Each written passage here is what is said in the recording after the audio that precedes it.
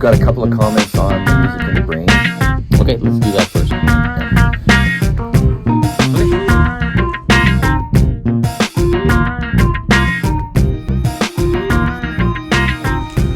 All right, on this music in the brain thing, the only comment that I wanted to make is that there's a lady, Lisa Feldman Barrett. Okay. So she's written several books, but she is kind of turning the idea of the amygdala being the center of emotional reactions on its head. So people might want to read that book. So the point of it is that actually they're now finding that the amygdala, typically in classical psychology, this is the area of involved the brain with emotional reactions. Yeah, so and in this case to music. If people overreact, if they get super angry, if they or super depressed or anything like that, it's all there. Mm-hmm. And it's always a fight between the logical brain and the emotional brain, right? Yeah. Mm-hmm. And actually she said she's finding that there's a lot more balance to the brain, that all those pieces of the brain are integrated. It's not one that sort of overpowers the other. And also that there's a lot more choice involved than people realize as to how they behave and how they react. Okay. So the amygdala would still be involved with emotional reactions, but you're saying it's not the center of it. It's not all that it is, and then it just is a chain reaction to some other part of the brain. It's not the type of thing where the amygdala can just like take control. However, there is the subconscious that can do that, right?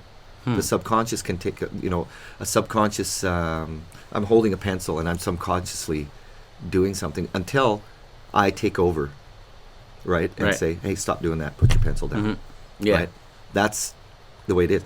So when you're listening to music, there's a couple of ways you can do it according to her model. Is that autonomic? Is that what it's autonomic response? Could be. You're not thinking about it. It's just it's like when you drive a car and you try to describe to somebody who has never driven a car how you drive a car. Well, I mean, just think about breathing. Like when in my choir classes, I always tell the kids, think about your breathing or make sure you're breathing. And they're like, of course I'm breathing. If I wasn't, I'd be dead. Exactly.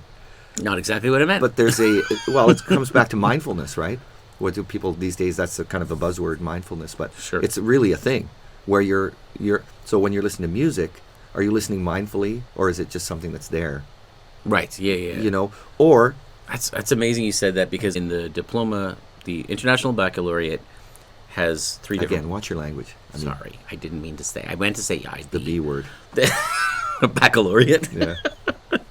They have the diploma program, which is for, in our school, grade 11 and 12 students, okay? And Ellie's she's in 10th grade, so she's getting introduction to all this stuff. And she was talking about theory of knowledge, which is one of the classes that we teach here at the school. Theory of knowledge? Yeah. What is that? It's one of the required courses, and basically it's how do you think... It's metacognition, basically. Right. But it's also... So thinking... Knowing what you know? Knowing what you know, knowing thinking about how you think, and learning about how to learn. Those kinds of meta things, right? Yeah. But it's more sort of a bird's eye view of what's going on in your own head. In the cave. But also learning how to analyze and how to question things. And my argument to our TOK teacher at the school... Ted, who's also one of the guitar players in my band, by the way, which is kind of cool. Shout out to Ted. Ted, yeah, there you go, Ted. But my comment to him was that I think nowadays, more than ever, maybe this is just me being an old guy talking, but more than ever, it seems like the ability to analyze is more important than ever, because we have so much information coming to us more than ever in the past, which... we have to figure out how to analyze what are the sources and how do you know what's true and what's not true and what are the biases and all those critical analysis and also filtering. So that's not new. I just think that it's more important than it used to be. Correct. I think it's a really important part of what we do. So theory of knowledge, and what you're talking about, that sort of analyzing the way that you think, and the way that you listen, right? Yes. To something. Well, that's like when people ask me, what's your favorite song? I'm like, I don't even know what my favorite genre is. Like, who's your favorite guitar player? Like, I don't know. Like, I know what I think today or at this moment, but on my way home for dinner, I might think something different, you know. But okay. it's just like a groundbreaker that could come up at any time and go, just reset everything. Yes, yeah. You know. Well, Jacob Collier is Collier's one of those guys who I just like. Oh, that was a reset. Blew the doors off. The way he. Have you seen his videos where he's playing every instrument during COVID? Yeah. Yes. How you doing? My name is Jacob Collier. No, it isn't. That's my Excuse name. me? My name is Jacob. What are you talking about? It's my name is Jacob Okay, I think everybody here knows that I'm the guy whose name all is right. Jacob Collier. We're all Jacob Collier. I think the point has been made. We'd like to move on and play a tune called Time Alone With You.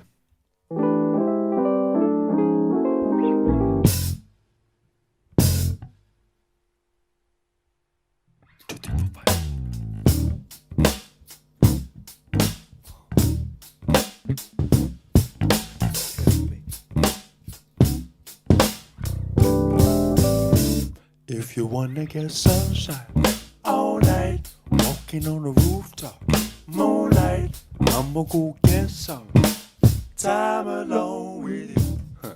Oh, we could go dancing. But I'm thinking about the way he does concerts. It's more like. It's very interactive, isn't it? Yeah, it's almost like kind of a really cool TED Talk, Yeah. you know? And I don't know how to describe exactly. And his but- audience, whether they're musicians or not, are musicians. What's up, Toronto? How you guys feeling?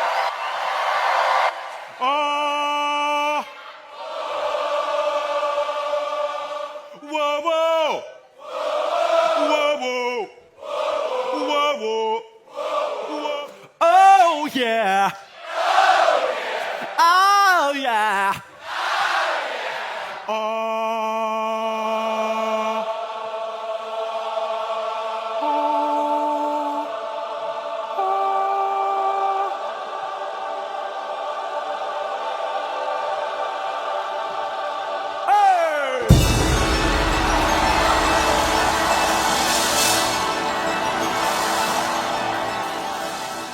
That's what I love about it. So I used to run Monday morning assemblies, again, when we were in Kazakhstan.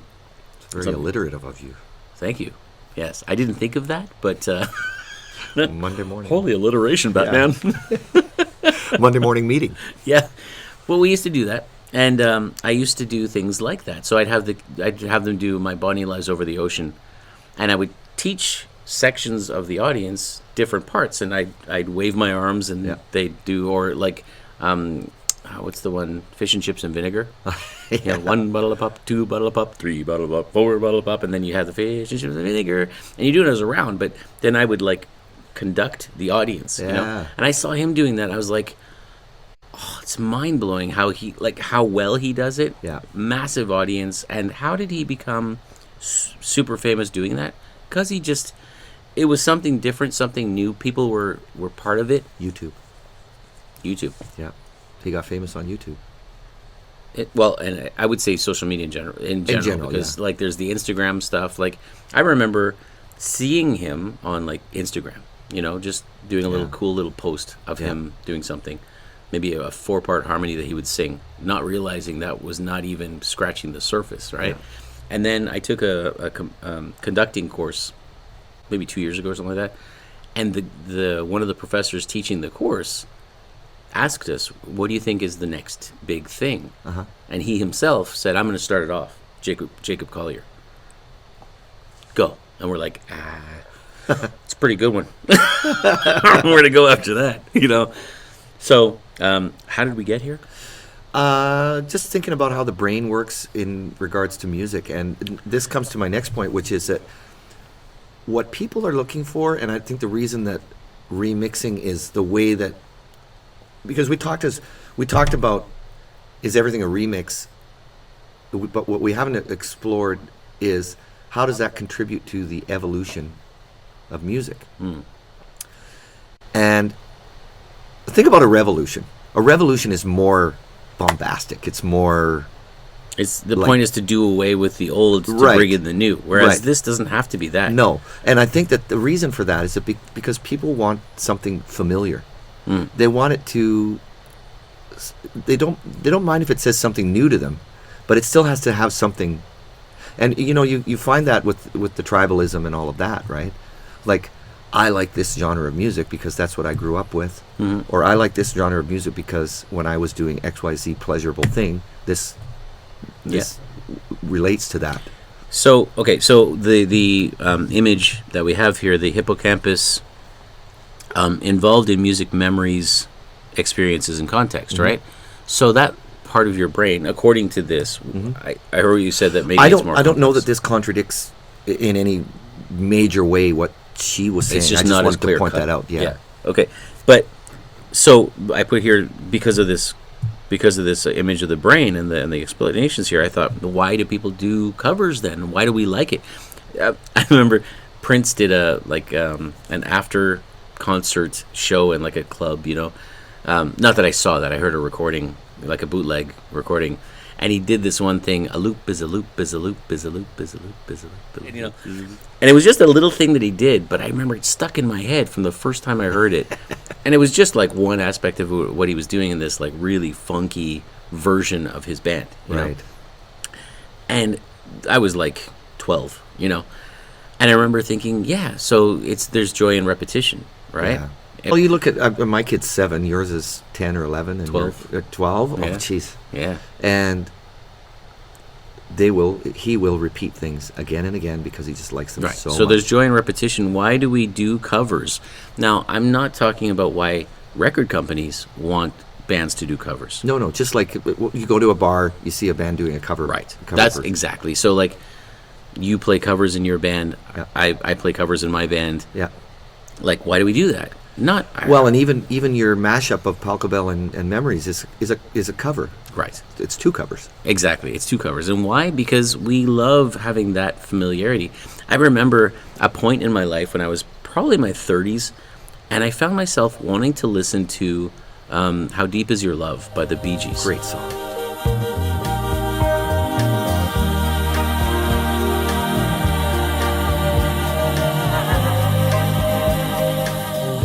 Know your eyes in the morning sun. I feel you touch me in the pouring rain. And the moment that you wander far from me, I wanna feel you in my arms again. And you come to me on a summer breeze, keep me warm in your love. Then you softly leave, and it's me you need to show. How deep is your love? Is your love? How deep is your love? I really need to learn, 'cause we're living. Okay, but when I was younger and we all hated disco and, Yeah. I was part of that thing, right? And yes, I'm old enough to have had an opinion on disco. Yeah, me too. I mean, it was the Drakes of the universe played disco. All that- was- and I don't think that way anymore. But I saw exactly, and I saw an interview on City TV. I remember before Much Music came out, which was Canada's version of MTV.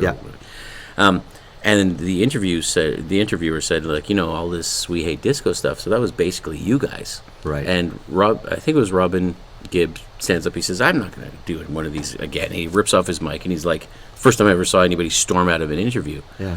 And the guy goes and apologizes. He was like, "That's not what I meant. It was like you caught all the flack for that." Right. My point is, I remember thinking that as a kid when my sisters were listening to the Bee Gees, and I was saying they just like him because like Barry's handsome. That's, Right. But Is then that how you talked to them when you were that age? a lot. Very good. That's good Good stuff. stuff. No, I remember listening to the Bee Gees at that time, and I didn't like it. I wanted to hear rock stuff, and I didn't like it either. I mean, and it's the age that you're at. It's the guys the people that you hang out with. What are Sure. they listening to? And it's how you're feeling at that point. Like Yeah. when I listened to 1984 Van Halen at that time, when I heard Hot for Teacher, Yeah. that drum part.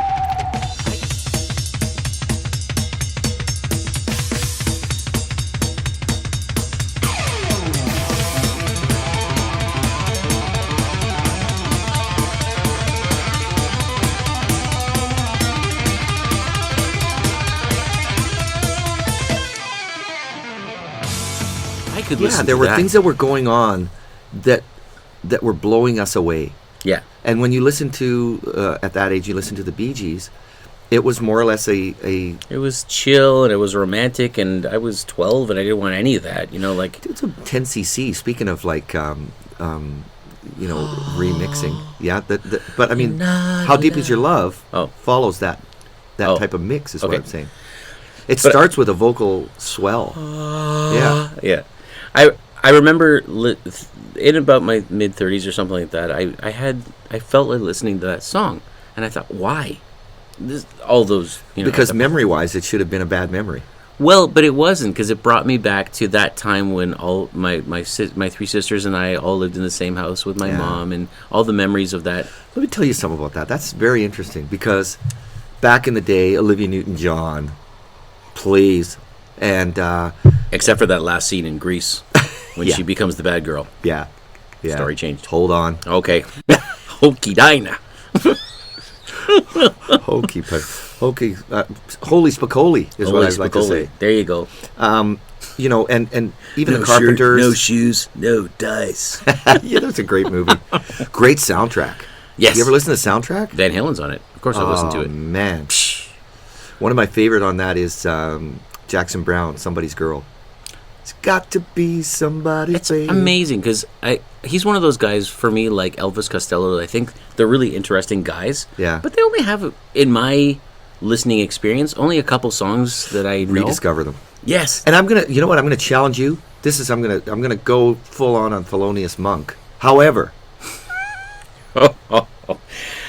Low hanging fruit. That is so easy. Like, I'm going to play 2 songs by him, and you're going to go, oh, yeah, I get it. Okay. And then I'm going to play other people's versions of his songs, Yeah. and you're going to go, okay, stop already. Uncle.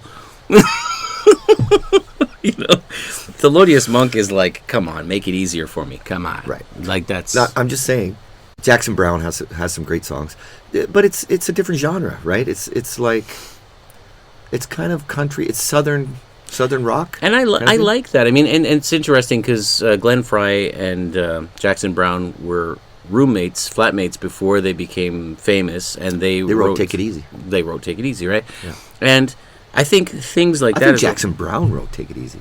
Was Glenn Frey on that I song? thought they co-wrote Maybe. it, but I could be wrong. I don't know. I mean, but Educatus. sorry, Educatus. If you could do that, that would be great. Yeah. Thank you very much for that. Where did we get? Wait. How did we get here?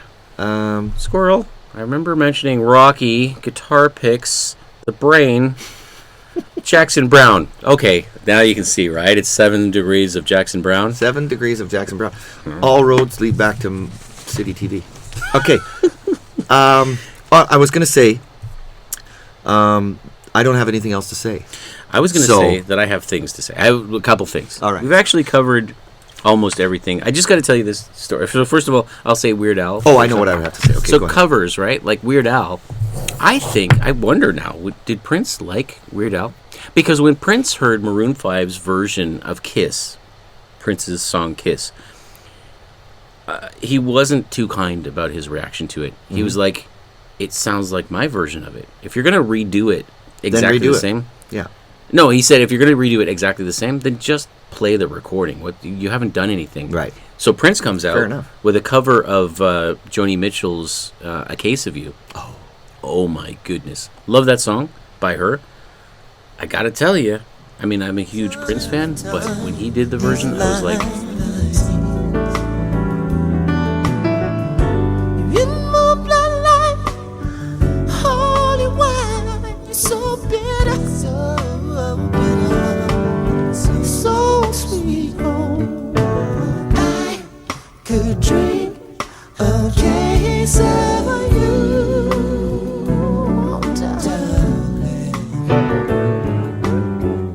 I still be on my feet, yeah. I still be on my feet. oh my god! I played it for my sister, Margot, and she was like, it really sounds like he understood the essence of that song. That's what I love about it. Yeah. He did it, of course, he's Prince, so he did it It's his way. masterfully anyway, but he did it his way. Yeah. And he made it his own, right? Which, Yeah. Joni Mitchell, I mean, what a songwriter, you Yeah. know? Okay, so this story, I got to tell you.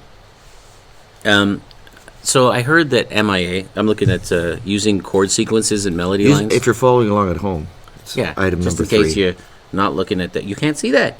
Oh, no Jewish accents.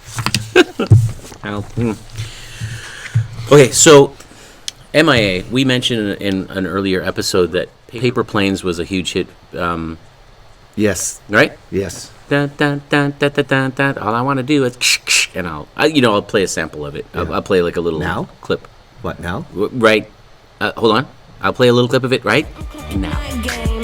Everyone's a winner, we're making our fame. Bonafide hustler, making my name. All I wanna do is take your money. All I wanna do is take your money. All I wanna do is take your money. All I wanna do is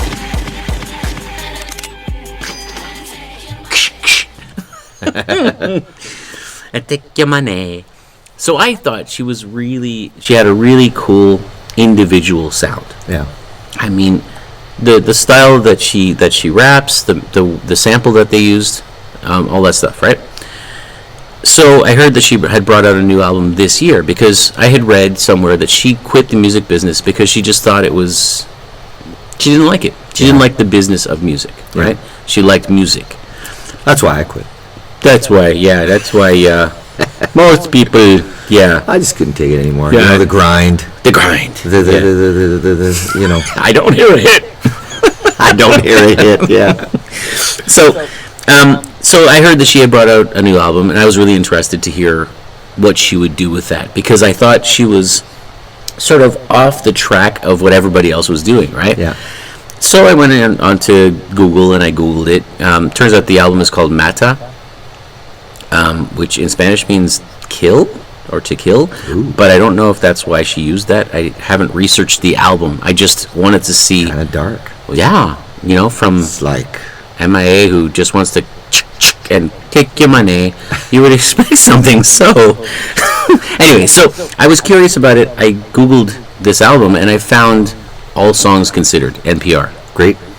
Yeah, so I didn't know that about that, right? So I found that there was this podcast where they mentioned her, October 14th episode, by the way, just in case you're All Songs Considered, October 14th episode of this year. Tuvalu. So that's the thing. So I look up and they're talking about MIA and they're saying what I thought when I heard the song "The One" is her first single off the album. Yeah.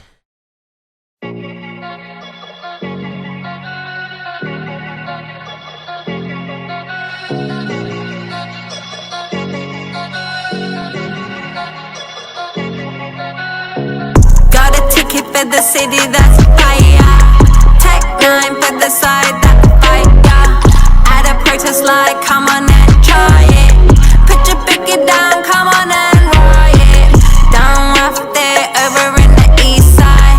Got a plane like, I'ma let the trouble slide.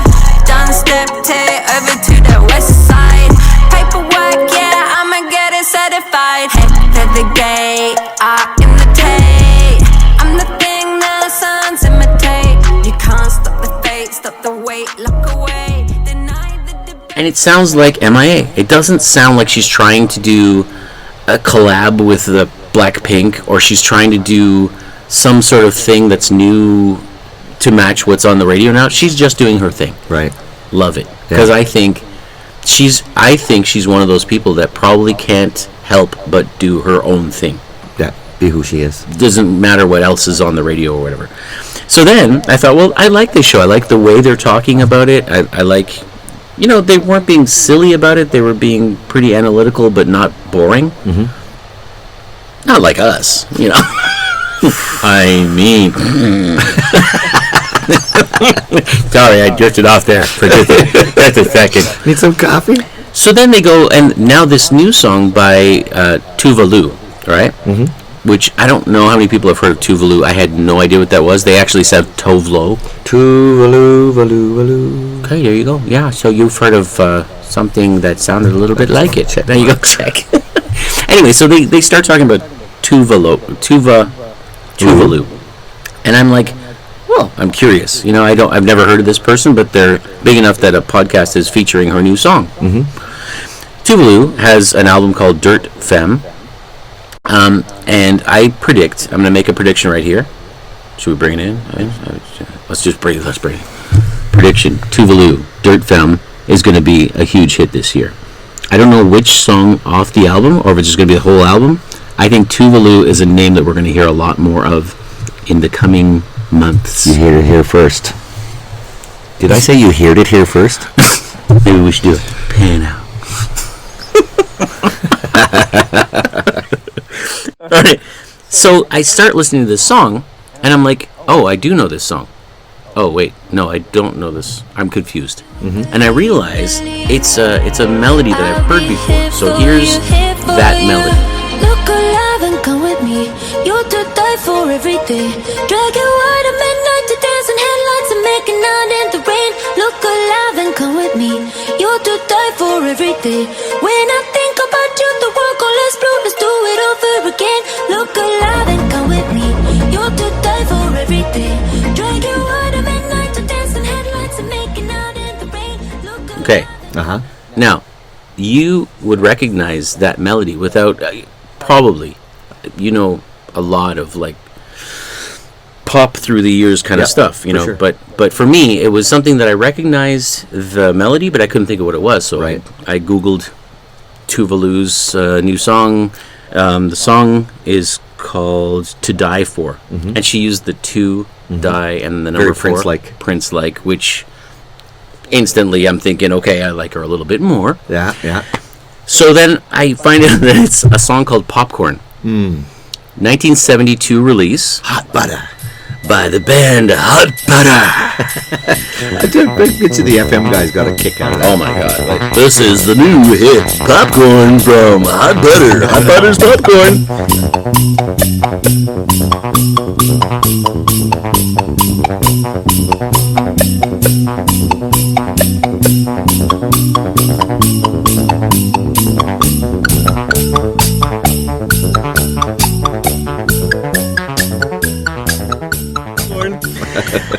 And so I thought, okay, that's crazy. Like, why do I even know that song? And then it turns out Popcorn was a cover of Gershon Kingsley actually did a Moog version of it from 1969. Cool.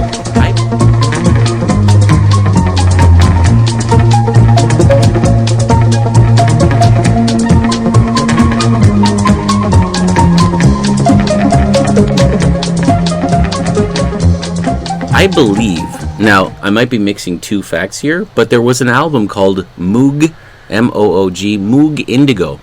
Mm-hmm. Not Mood Indigo. Moog Indigo, yeah. Which is then a remix of that. Mood Indigo was a song from the 40s, right? Yeah. From the big band Glenn era. Miller, I think. Was it Glenn Miller? You might be right on that. If you were, I'll keep it in. I could be right. I may be right and I may be wrong. I might be crazy. I'll eat a bug if I am. But it just may be a lunatic you're looking for. I'll tell you that much. Okay, so we almost made it through an episode without a Jeremy from the future moment. Almost. It turns out Moog Indigo was actually recorded by Jean-Jacques Perry. Jean-Jacques Perry was also the person who recorded In Sounds from Way Out. It was Perry Kingsley that recorded that. And that album inspired an album that came out many years later by the Beastie Boys that used the same name, In Sounds from Way Out. So even though the Beastie Boys album was their original music, it was heavily inspired by the Perry Kingsley In Sounds from Way Out.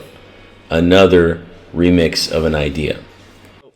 So To Die For is uses, I don't know if it's a sample or an interpolation of Hot Butter's Popcorn, 1972, which is a cover of Gershon Kingsley's 1969 song. Mm-hmm. Okay? And every time it comes out, it gets bigger and bigger and bigger because people recognize it and recognize it and recognize it, so that even people who, like me, had never heard of Tuvalu is listening to this and going, oh, that's kind of cool, I like that. Yeah. Louise Tucker, we talked about in the last episode, she sold 7 million copies of a song that was a version of Beethoven's Sonata Number 8, Opus 13, Pathétique, second Second movement. Not the 1st. Let's be clear. Don't. Not the 3rd. Yeah, you wouldn't. There think- isn't even a 4th. So You don't. So record companies love remixes and covers and stuff because they sell well. Yeah. I mean, Blackpink has sold over. They've had over 158 million streams God. and over 17,000 downloads sold. It was released in September 16th of this year. It's Yeah. only November now, Yeah. and this is old information. Yeah. So 158 million streams, right? Yeah. Why do record companies love it? Why do the people making the money? Because they make tons of it. Correct.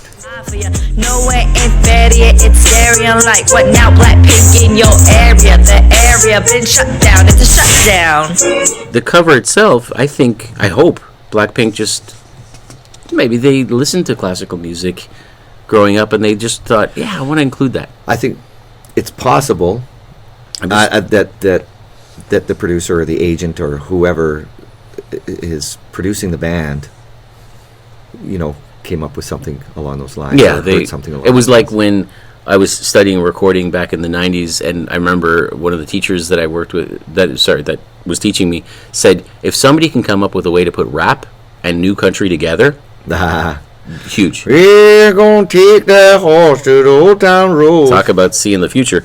So MIA, not finished with MIA, because what was the sample that she used in the song? So you just heard MIA's Paper Planes, right?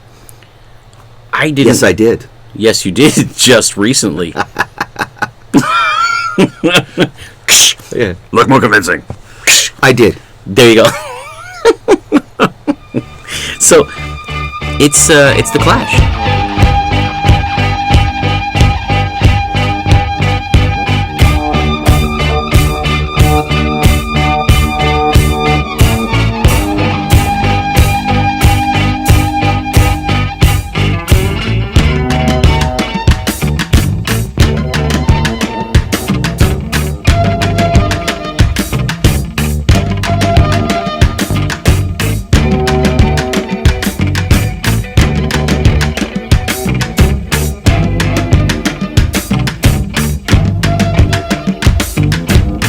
If you can play on the fiddle,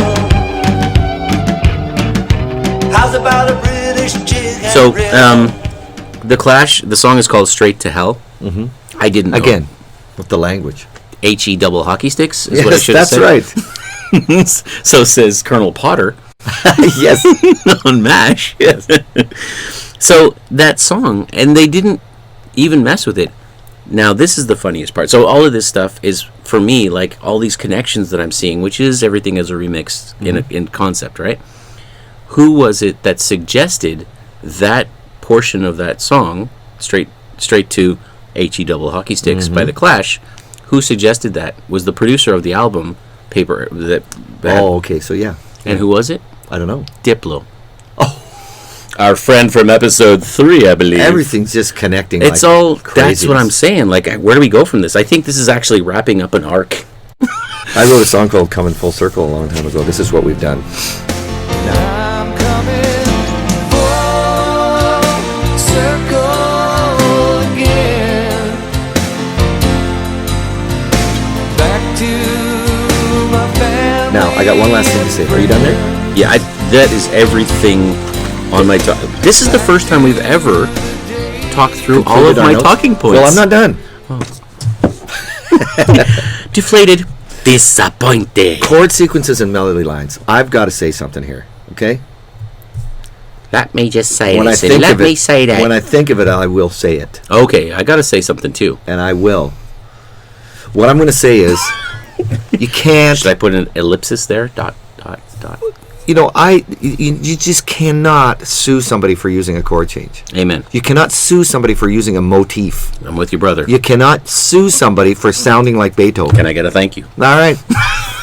Not only do Melody lines, a little bit different. totally. Okay? What are the three things if a songwriter writes a song and gets it published, right? What three things do you get paid for? The lyrics. The lyrics. The melody. And The title, the title. right?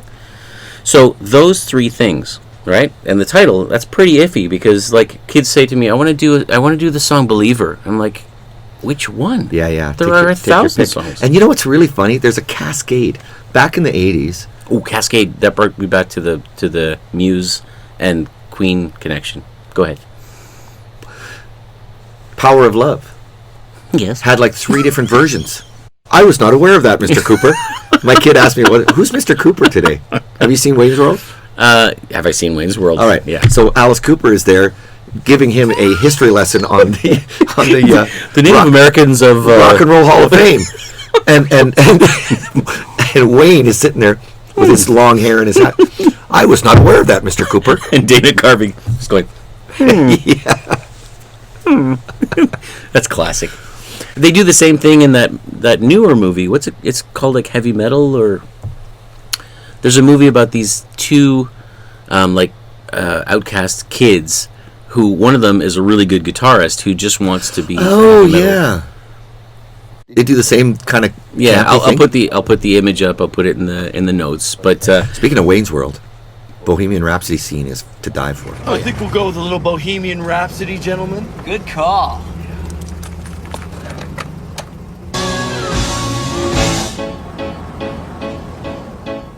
I see a little silhouette of a man. Scaramouche, will you do the fandango? Thunderbolts and lightning, very, very frightening. Mamma mia, let me go. Beelzebub has a devil put aside for me, for me, for me.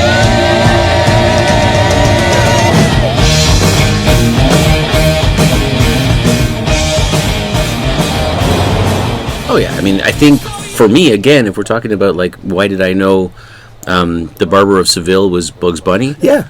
Why did I know Bohemian Rhapsody to a Bohemian whole new Rhapsody? generation? I don't think I knew that song at that point. Actually, No way. Really?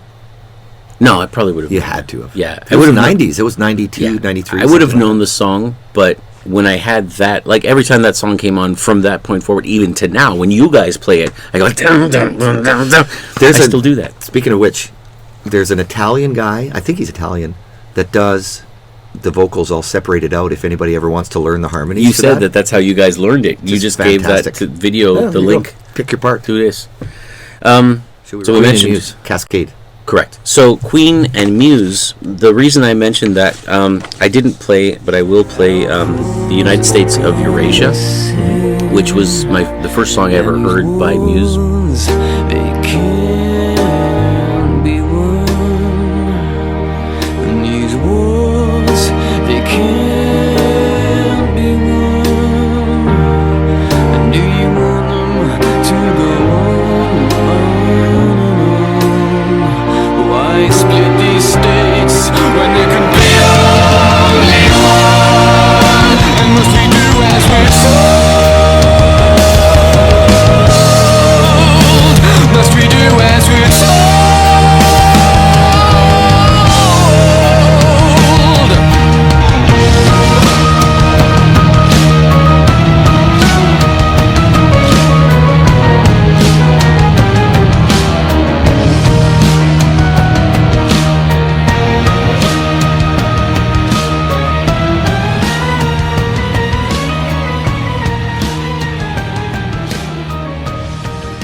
So in my music classes, I let the students suggest songs that we can do based on, appropriate lyrics, based on, if you say, I want to do Beethoven's Ninth, the whole thing. I'm like, whoa, scope. Settle down. Settle down there. But I let First them of choose all, the it's like songs. an hour and 15 minutes. Yeah. I mean, it would take us a while. Yeah. And some of my students are beginners on their instruments, and their instrument is ukulele. And there's a huge choral section in that. Yeah. as So well. my point is, I let the students choose, or at least suggest the songs, and then once I shortlist the songs based on, whether or not we can do it for a variety of reasons, they vote and they choose the songs. Okay. A couple of years ago, my class suggested and voted for, and we did, United States of Eurasia. Oh, nice. And that's the Forgot first time I about ever heard of Muse. So this is a few years back, right? But I heard it and I was like, Eurasia, and I was like, that's Queen. That's like Bohemian Rhapsody. Yeah. It's not them ripping it off It's at all. that type of vocal. Completely. The Yeah. way, it's not even just the vocal, it's also how they produced it. Yeah. And then I heard the guitar, It's and Brian May. They do the Brian May, the sound of his guitar, and then they do that cascading notes thing that he does, dang dang dang dang dang dang. Yes. And they all just sort of flow over each other, so Yeah. that it creates a chord. You know what I mean? Yeah. So he plays individual notes, but he allows them to Ring out. continue Yeah. to ring out over each other, so that they create a chord. Right? Yeah. It's a cascading effect. Is what that is.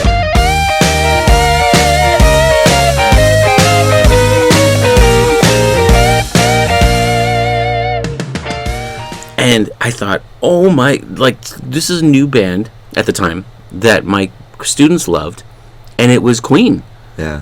taken to the nth level in terms of what you said about being like classical influence and all that kind of stuff, Yeah. right? And there was a kid who could play the Chopin, it's a nocturne at the end, Yes. in E flat, I think. Yes.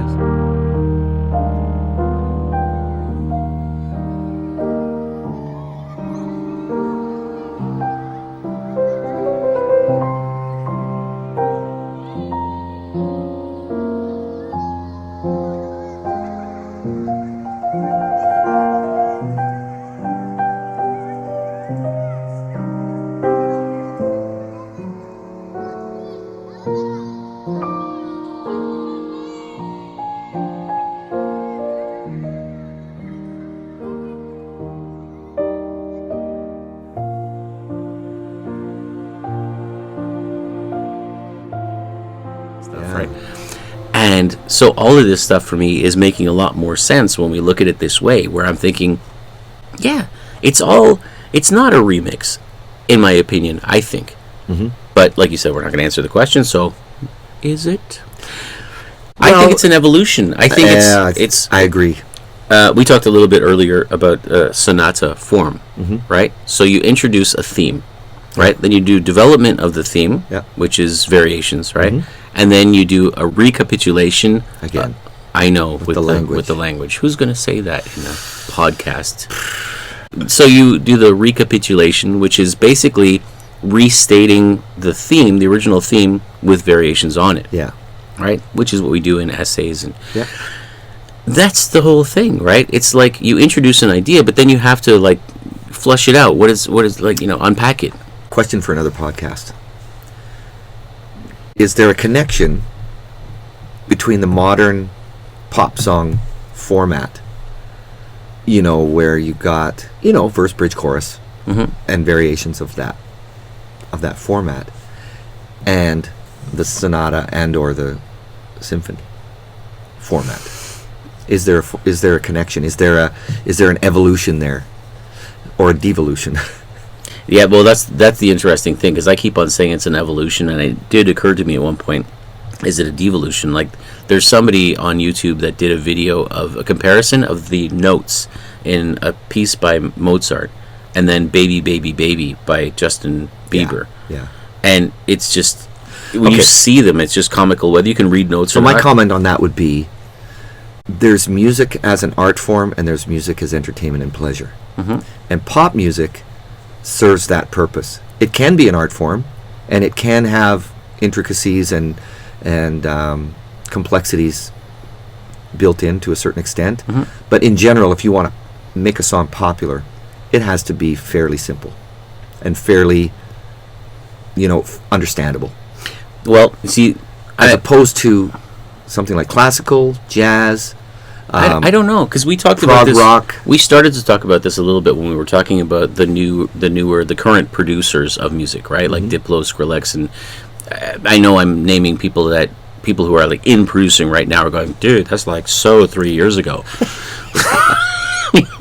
Yeah. But my point being, I would love to know if what you just said is true. Like, pop music has always been the potato chips of the food world.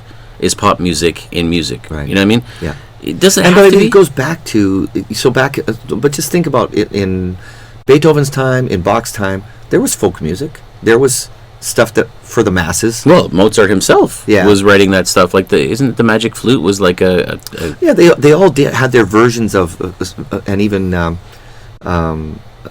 Britain, Mhm. Benjamin Britten has his, for children, and Leonard Bernstein has his things.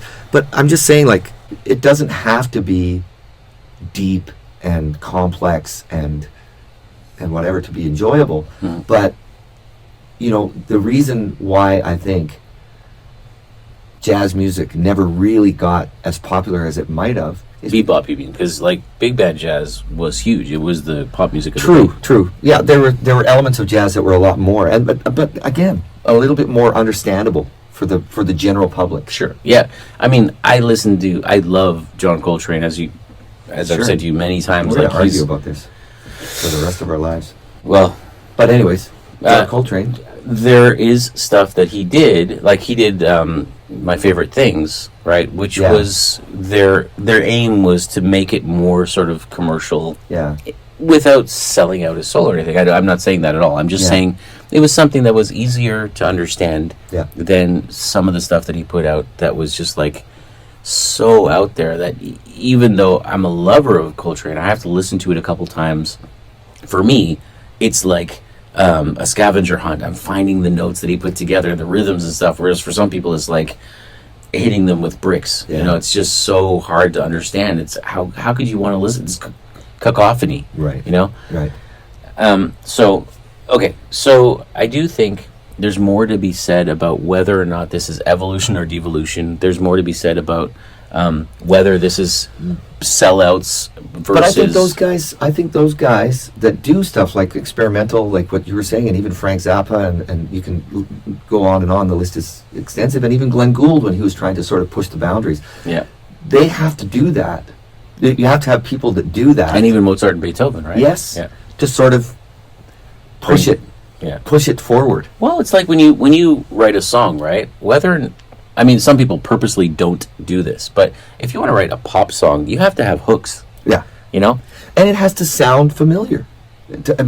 Even though the person may have never heard it, you go, I like this, and I don't know why. Yeah, and probably the reason is because it's got some familiarity. John Mayer is a great example of writing stuff that is really, they're really good songs. Yeah, and on top of that, they're really good pop songs, right? Because he's got hooks in there galore. Yeah, like when you watch Mary Spender talks about how John Mayer had written to her to ask her to analyze one of his songs, and so he like sent her.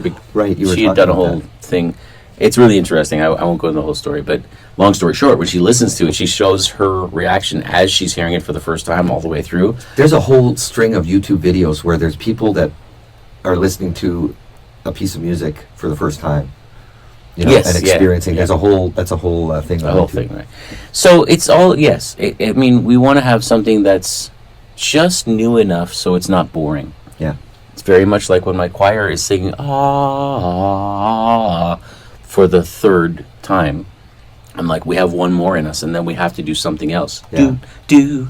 We have to do something. Yeah, because it becomes monotonous. Yeah, right. So I think, I really like the idea of this question. For people out there, we're really not answering the question. We're hopefully giving some information for you to consider. Yeah.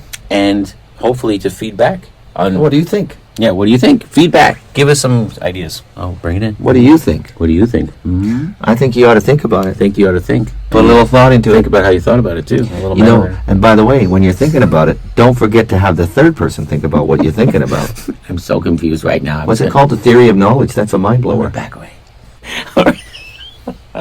TOK. TOK, theory of knowledge. Talk. Where's the tick? It's on the internet, which is all remix.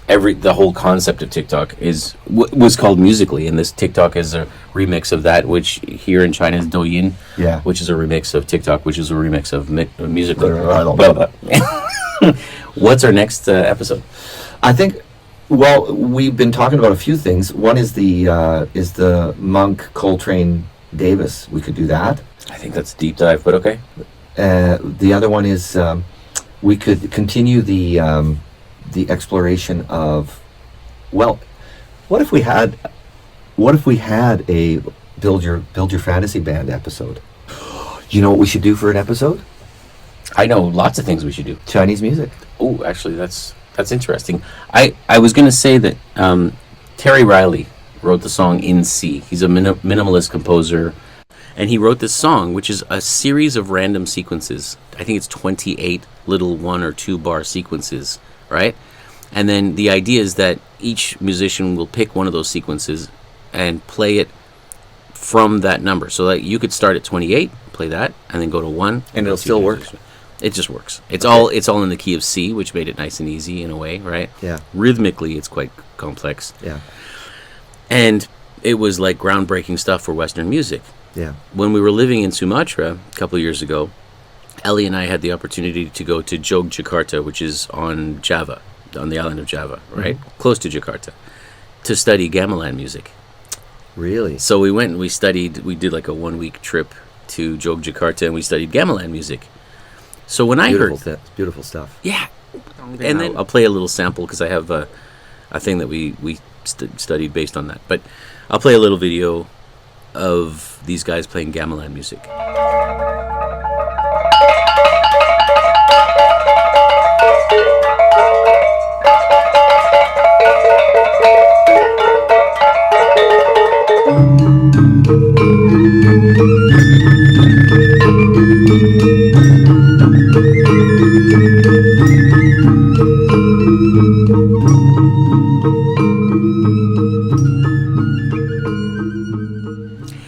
When I heard that, and I heard in C, I was like, it's really not like Terry Riley. I think it's great that he did that. Steve Reich was one of the percussionists, one of the people who played in the first ever performance of In C. Steve Reich is the guy who came up with clapping music, which is the app that I'm addicted to on my phone right now. So Terry Riley was using the idea of gamelan music.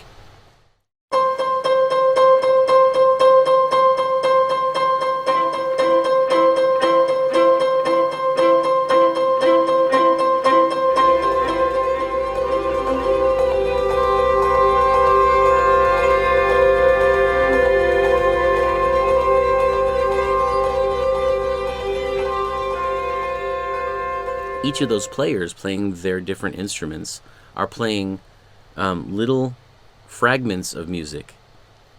So again, if you start at number 1 and play to 28, fine. If you start at number 27, play to 28, and then start again at 1, fine. You decide. Start in the middle. And it all fits, right? So it's basically little samples of music that you're just putting on top of each other. So I had my students do this last year in the choir and in my music mix band. Yeah. I just said, pick 5 of the patterns. Not even in order. Doesn't matter. Yeah. It works better if you go in sequence, actually. But yeah.